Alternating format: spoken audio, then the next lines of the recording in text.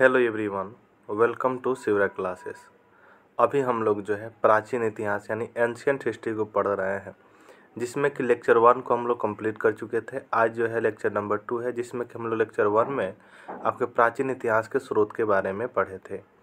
आज की इस वीडियो में जो हम लोग जो है पढ़ने वाले हैं प्रागैतिहासिक काल के बारे में, यानी जो है एंशियंट हिस्ट्री का हम लोग का जो है चैप्टर नंबर 2 होगा, जिसको हम लोग पढ़ेंगे प्रागैतिहासिक काल के बारे में। तो चलिए हम लोग जानते हैं प्रागैतिहासिक काल क्या होता है। ठीक है, तो आइए हम लोग शुरू करते हैं। प्रागैतिहासिक काल, ठीक है, प्रागैतिहासिक काल किसे कहा जाता है, आइए हम लोग उसको डिटेल्स में समझते हैं। इतिहास का ऐसा कालखंड जिसका कोई जो लिखित प्रमाण नहीं मिलता है, वह काल जो इतिहास का प्रागैतिहासिक काल कहलाता है। जैसे कि पाषाण काल का इतिहास। ठीक है, प्रागैतिहासिक काल किसे कहते हैं, जैसे इतिहास का ऐसा कालखंड जिसका कोई लिखित प्रमाण हमें नहीं मिलता है, उसे जो प्रागैतिहासिक काल कहा जाता है। एग्जाम्पल के तौर पर पाषाण कालीन का इतिहास। ठीक है, नेक्स्ट है इतिहास का वह कालखंड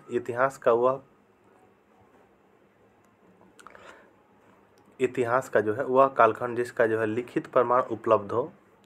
इतिहास का वह कालखंड जिसका लिखित प्रमाण जो उपलब्ध हो, परंतु उसका अर्थ स्पष्ट नहीं हो सकता, उसे जो है आद्य ऐतिहासिक काल कहलाता है। ठीक है, आद्य ऐतिहासिक काल किसे कहा जाता है कि जिसका जो है लिखित प्रमाण उपलब्ध हो परंतु उसका अर्थ जो है स्पष्ट नहीं हो, उसे आद्य ऐतिहासिक काल कहलाता है। जैसे कि सिंधु सभ्यता और वैदिक सभ्यता का इतिहास। ठीक है, नेक्स्ट है ऐतिहासिक काल के बारे में जानेंगे।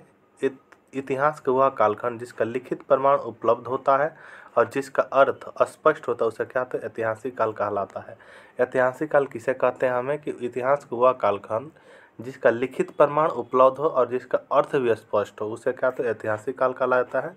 जैसे कि महाजनपदों के बाद का काल। ठीक है, प्रागैतिहासिक काल को मुख्यतः 3 भागों में विभाजित किया गया है। प्रागैतिहासिक काल को कितने भागों में विभाजित किया, तो 3 भागों में विभाजित किया गया है। वह 3 भाग कौन कौन से हैं, तो आपका है पूरा पाषाण काल, मध्य पाषाण काल एवं नव या उत्तर पाषाण काल बोल सकते हैं। ठीक है, नव पाषाण काल या उत्तर पाषाण काल, दोनों में से कोई एक बोल सकते हैं। ठीक है, नव या उत्तर पाषाण काल। ठीक है, तो आइए हम लोग फर्स्ट देखते हैं पूरा पाषाण काल के बारे में।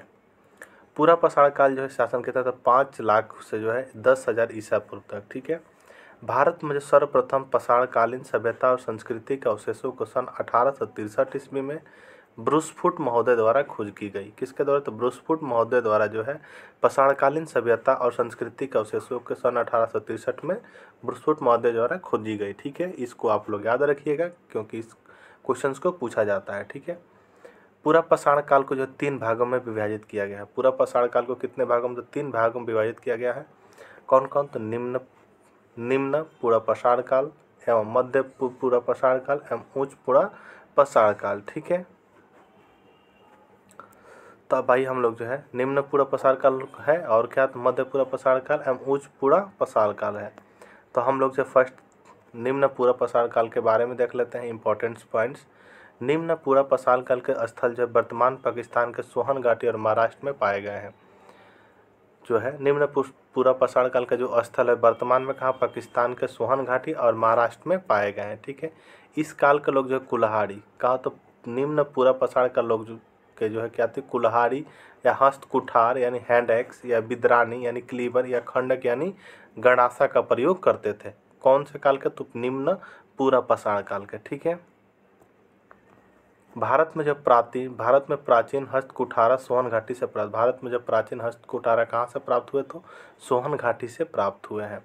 उत्तर प्रदेश के वेलन घाटी के लोहदा नाला से जब पशु की हड्डी से बनी मूर्ति प्राप्त हुई है। पशु की हड्डी बनी मूर्ति कहाँ से प्राप्त हुई है, तो उत्तर प्रदेश के वेलन घाटी लोहदा के नाला से हुई है। ठीक है, इसको आप लोग जरूर याद रखिएगा क्योंकि ये जो है क्वेश्चन अभी हाल ही फिलहाल में जो पूछा गया था SSC एग्जाम्स में। ठीक है, नेक्स्ट है कि मध्य प्रदेश के जो हथनौरा से जो है हाथी का सबसे पुराना जीवाश्म प्राप्त हुआ है।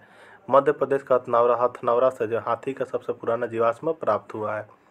ठीक है, नेक्स्ट हम लोग देखते हैं मध्य पूरा पाषाण काल के बारे में। मध्य पूरा पाषाण काल का औजार मुख्यतः सल्क यानी फ्लैग से निर्मित हुआ था, इसीलिए इस संस्कृति को जो फलक संस्कृति के नाम से भी जाना जाता है। कौन से संस्कृति को जो है फलक संस्कृति, तो मध्य पूरा पाषाण काल को जो फलक संस्कृति के नाम से भी जाना जाता है। ठीक है, मध्य पूरा पाषाण काल जो है नियांडरथाल मानव का था, जो कि मोस्तारी संस्कृति इसी काल से संबंधित है। चकमक उद्योग की स्थापना और आधुनिक मानव होमोसेपियंस का आगमन मध्य पूरा पाषाण काल में ही हुआ था। चकमक उद्योग की स्थापना और आधुनिक मानव होमोसेपियंस का आगमन कब हुआ था? तो मध्य पूरा पाषाण काल में ही हुआ था। ठीक है। मध्य प्रदेश के जो भीमबेटका के गुफाओं से विभिन्न कालों के चित्रकारी देखने को मिलता है। इस गुफा की खोज 1958 ईस्वी में B.S. वाकरकर ने की थी। किसने? तो जो है B.S. वाकरकर ने किए थे। कब? तो 1958 ईस्वी में किए थे। ठीक है, इसको आप लोग जरूर याद रखिएगा। अब आइए हम लोग देखते हैं ऊंच पूरा पाषाण काल के बारे में। ठीक है, ऊंच पूरा पाषाण काल जो है, ऊंच पूरा पाषाण कालीन चित्रों में जो भैंस, हाथी, बाघ, गेंडे और सुअर के चित्र प्रमुख है। ऊंच पूरा पाषाण कालीन चित्रों में क्या चीज प्रसिद्ध है? तो आपके भैंस, हाथी, बाघ, गेंडे एवं सुअर के चित्र प्रमुख है। ऊंच पूरा पाषाण काल में जो है अस्थि निर्मित उपकरणों का प्रयोग देखने को मिलता है। ऊंच पूरा पाषाण काल में हमको क्या मिलता है? तो जो है ऊंच पूरा पाषाण काल में हम लोग को जो अस्थि निर्मित उपकरणों का प्रयोग देखने को मिलता है। आंध्र प्रदेश के बेटम चरला से जो अनेक अस्थि उपकरण मिले हैं। ठीक है, अब आइए हम लोग नेक्स्ट पॉइंट को देखेंगे, जो प्रागैतिहासिक काल का अगला पॉइंट क्या था? मध्य पाषाण काल के बारे में। ठीक है, जिसका कि 10,000 से 4,000 ईसा पूर्व तक साथ था। ठीक है, आइए यह काल जो है, यह काल पूरा पाषाण काल एवं नव पाषाण काल दोनों को मिश्रित काल है। मध्य पूरा पाषाण काल क्या है? तो यह पूरा पाषाण काल एवं नव पाषाण काल दोनों का मिश्रित काल है। इस काल के मानव जो है शिकार करके, मछली पकड़कर एवं खाद्य वस्तु इकट्ठा करके अपना भरण पोषण करते थे। मध्य पाषाण काल के लोग क्या करते थे? तो इस काल के जो है, इस काल के मानव शिकार करके, मछली पकड़कर एवं खाद्य वस्तु को इकट्ठा करके अपना भरण पोषण करते थे। ठीक है, इस काल के लोग जो है लघु उपकरण, इस काल के लोग लघु उपकरण का प्रयोग करते थे, जैसे फलक, वेदनी, इकधर, समलम्ब यानी अर्धचंद्राकार इत्यादि मध्य पाषाण काल के प्रमुख उपकरण थे। भारत के विंध्य क्षेत्र में 1867 ईस्वी में C.L. कलाइल के द्वारा जो सर्वप्रथम लघु उपकरणों का खोज किया गया। कब? तो लघु उपकरणों का खोज किया गया था C.L. कलाइल के द्वारा किया गया। नेक्स्ट है कि मध्य पाषाण काल के लोग जो है तीर कमान, मध्य पाषाण काल के तीर कमान का प्रयोग करते थे। इससे यह पता चलता है कि इस काल में जो प्रक्षेपास्त्र तकनीक का विकास हो गया था। मध्य पाषाण काल के लोग जो क्या करते थे? तो तीर कमान का प्रयोग करते, यानी तीर धनुष का प्रयोग करते थे। इससे यह पता चलता है कि इस काल में जो प्रक्षेपास्त्र तकनीक का क्या तो विकास हो गया था। ठीक है, अब आइए हम लोग देखेंगे नव या उत्तर पाषाण काल के बारे में। ठीक है, नव या उत्तर पाषाण काल जो है 9,000 से 1,000 ईसा पूर्व। ठीक है, इस काल के लोग जो अस्थायी निवासी थे। नव या उत्तर पाषाण काल के लोग क्या था? तो यहाँ के लोग जो अस्थायी निवासी हो गए थे। इस काल में जो है, इस काल में सर्वप्रथम मानव ने कुत्ते को पालतू पशु बनाया था। कौन से काल में जो है सर्वप्रथम मानव ने कुत्ते को पालतू बनाया था? तो नव पाषाण काल में बनाया था। इसको आप लोग याद रखिएगा। ठीक है, इस काल में जो पॉलिशदार पत्थर के औजार, इस काल में जो पॉलिशदार पत्थर के औजारों एवं हथियारों का प्रयोग होता था। इस काल में क्या था? पॉलिशदार पत्थर के औजारों एवं हथियारों का प्रयोग होता था। ठीक है, नवपाषाण काल के कुछ प्रमुख विशेषताएं थी, आइए हम लोग देख लेते हैं। ठीक है, नवपाषाण काल में हुआ था कृषि का आरंभ, गर्त आवास यानी बुर्ज होम की खोज। ठीक है, आग का आविष्कार हुआ था। मानव शव के साथ जो कुत्ता को दफनाना मिला है कब कहाँ? तो नवपाषाण काल से ही मिला है। बड़ी मात्रा में अस्थि के औजार मिले हैं एवं पोत का निर्माण भी मिला है नवपाषाण काल में, एवं ऊन के साक्ष्य भी मिले हैं, एवं अस्थायी जीवन एवं समाज का निर्माण मिला है नवपाषाण काल से। ठीक है, इस सारे पॉइंट्स को आपको याद रखना है। ये जो है पॉइंट्स क्या होते हैं, पूछे जाते हैं। ठीक है, अब आइए हम लोग देखेंगे आद्य ऐतिहासिक काल को। ठीक है, आद्य ऐतिहासिक काल जो, इस काल को दो भागों में विभाजित किया गया है। एक तो ताम्रपाषाण काल एवं एक लव काल। ताम्रपाषाण काल जो है 3,500 ईसा पूर्व से 12,000 ईसा पूर्व, एवं लव काल जो है 1,000 ईसा पूर्व से 6,000 ईसा पूर्व। तो पहले हम लोग देखते हैं ताम्रपाषाण काल के बारे में। यह काल ताम्रपाषाण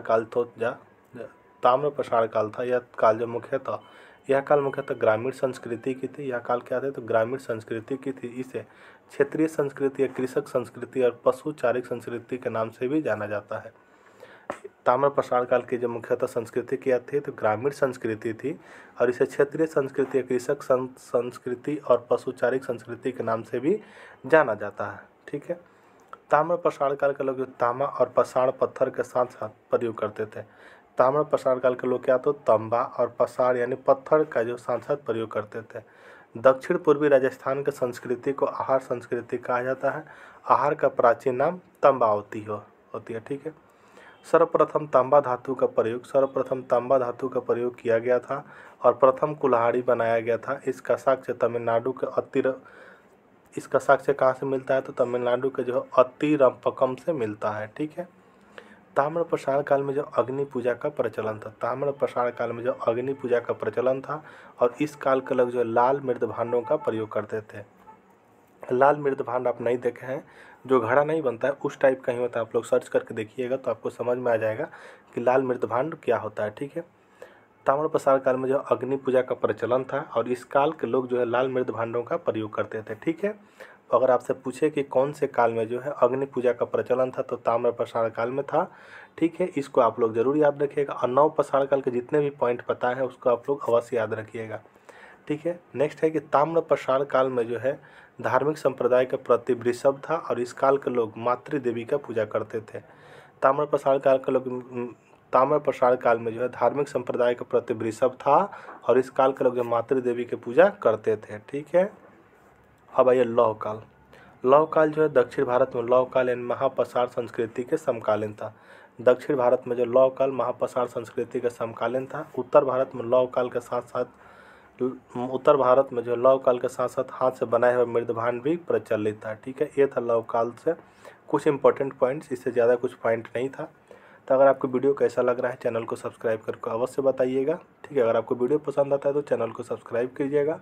अगर आपको वीडियो पसंद नहीं आ रहा है, आपको लग रहा है कि कुछ सजेशन देना चाहिए, तो आप लोग कमेंट में कमेंट करके ज़रूर लिखिएगा, उसको सुधार करने का प्रयास अवश्य करेंगे। ठीक है। तो मिलते हैं हम लोग नेक्स्ट वीडियो में इंडिया सिविलाइजेशन के साथ यानी सिंधु घाटी सभ्यता के साथ। तब तक के लिए आप बने रहिए मेरे चैनल पर। मिलते हैं फिर नेक्स्ट वीडियो में, तब तक के लिए जय हिंद। प्रत्येक दिन जो है आपका हिस्ट्री का वीडियो 7 बजे पब्लिश होता है मॉर्निंग में, तो आप लोग देख सकते हैं, और सेकंड वीडियो शाम को 5 बजे पब्लिश होता है, उसको देख सकते हैं। जियोग्राफी जल्द ही चालू करने वाला है, तो उसको भी आप लोग ज़रूर प्यार दीजिएगा। ठीक है। तो मिलते हैं हम नेक्स्ट वीडियो में, तब तक के लिए जय हिंद।